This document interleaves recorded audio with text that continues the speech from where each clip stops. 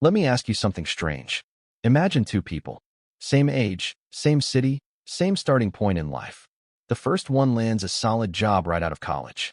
Works hard, gets promoted, earns a decent salary. By the time he's 35, he's making good money.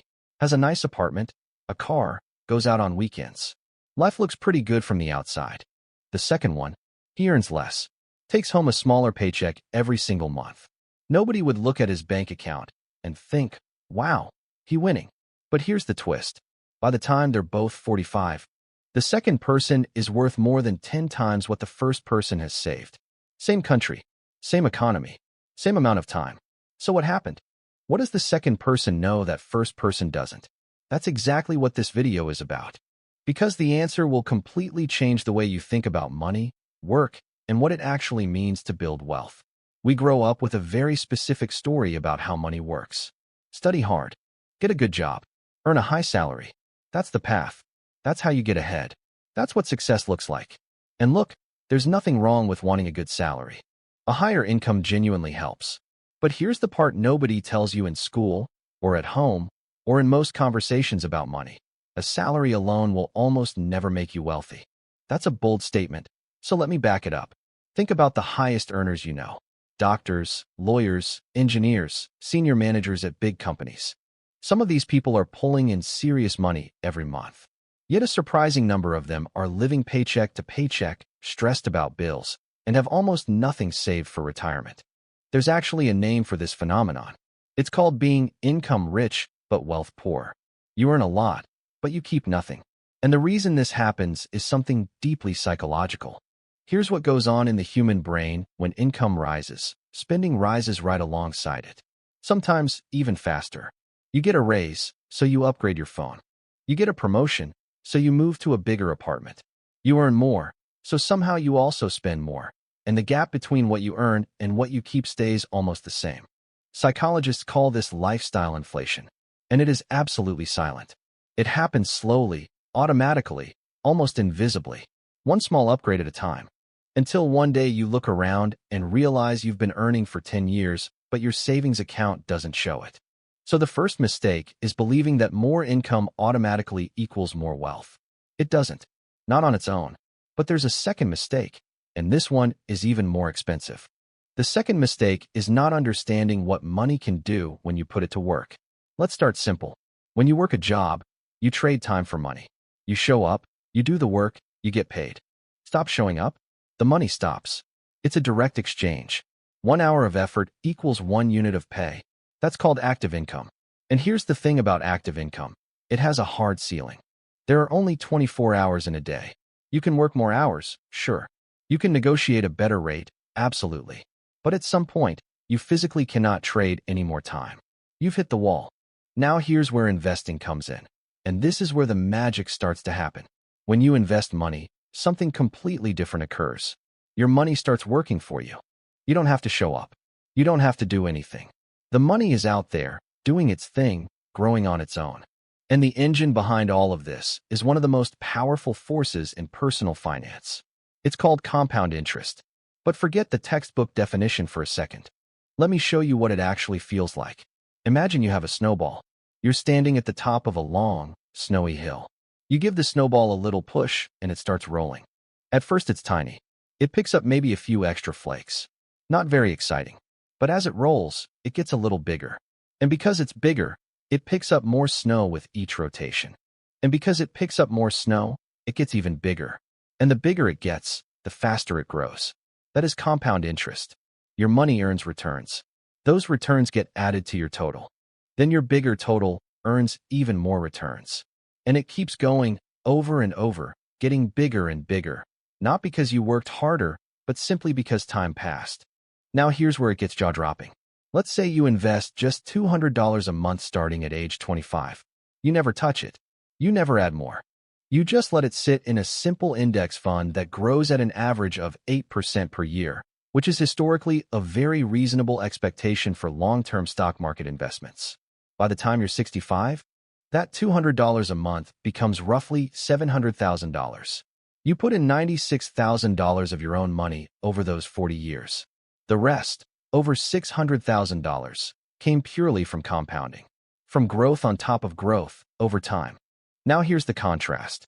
What if instead of investing, you just kept that $200 in a regular savings account every month? Over the same 40 years, with almost no interest, you'd have around $96,000. Your own money, basically unchanged. Same amount of effort. Same $200 a month. But one path gives you $96,000 and the other gives you $700,000. That gap, that enormous, life-changing gap, is the entire story. That is what investing does that a salary alone can never replicate. Now here's where we need to get a little deeper. Because understanding compound interest is one thing, actually using it is another.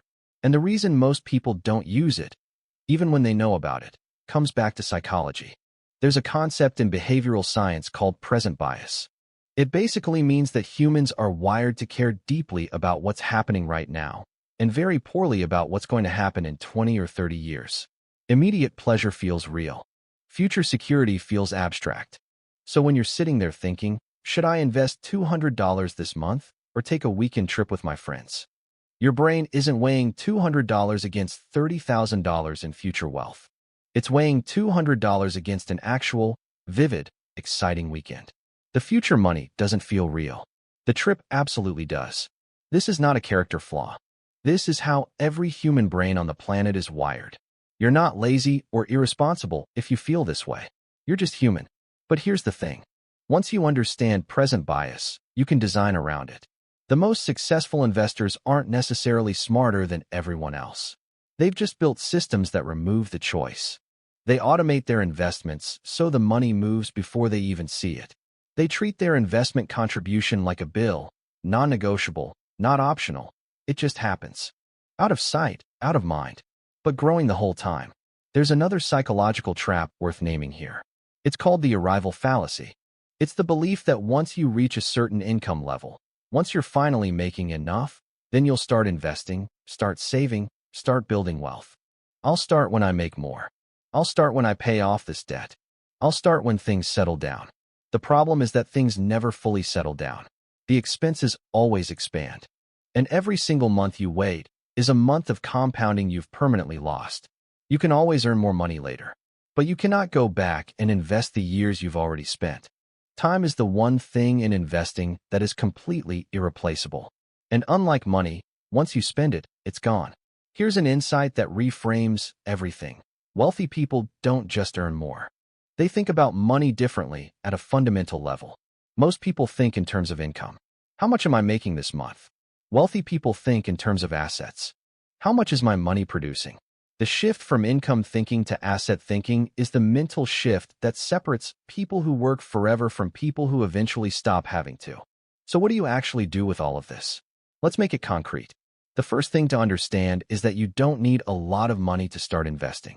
This is one of the biggest myths that keeps people stuck. You don't need to be rich to invest. You invest to become rich. Those are completely different things. Starting with $50 a month is infinitely better than waiting until you can invest $500. Because every month you wait, you lose compounding time that you can never get back. The second thing is to prioritize consistency over perfection. The market will go up. The market will go down. You don't need to pick the perfect stock or perfectly time your entry. What matters far more is that you keep investing regularly through the ups and the downs and let time do the work. Historically, the stock market has always recovered from downturns and moved higher over long periods. Investors who panic and pull out during crashes tend to miss the recovery. Investors who stay the course tend to be the ones who come out ahead. Third, and this one is important, watch your lifestyle inflation. A raise is only a wealth-building opportunity if you don't spend all of it. A practical approach many people use is called the 50% rule of raises. Every time your income increases, let half of that increase go into your lifestyle and direct the other half into investments. You still enjoy more, but your future self also benefits. Fourth, understand your options. A basic index fund, something that simply tracks the overall stock market, is one of the most time-tested, low-effort, low-cost ways to invest over the long run. You don't need expertise. You don't need to pick individual stocks. You just need consistent contributions and time. And finally, the most important mental shift, stop seeing investing as something you do with whatever is left over. Most people spend first and save whatever remains. Wealthy people invest first and live on what remains. That single reversal, pay yourself first, changes everything. Let's bring it back to those two people we started with. The one earning more but investing nothing. What he's really doing is renting his lifestyle from his paycheck. The moment the paycheck stops, everything stops. All those years of working hard, and the only thing he truly owns is his next month's salary. The one earning less but investing consistently. What she's really doing is building an engine. Quietly, steadily, month after month. And one day that engine becomes big enough to run on its own. Her money earns money. And then that money earns more money. Until eventually, working becomes optional. That's what wealth really is. It's not a number in your bank account. It's freedom. The freedom to choose how you spend your time, who you spend it with, and what you do with your days. Not because you have to, but because you want to. Your salary is a tool. A good one. But it's just the start. The real game isn't how much you earn. It's what you do with what you earn, and how long you let it grow. And the best time to start? You already know the answer. Right now.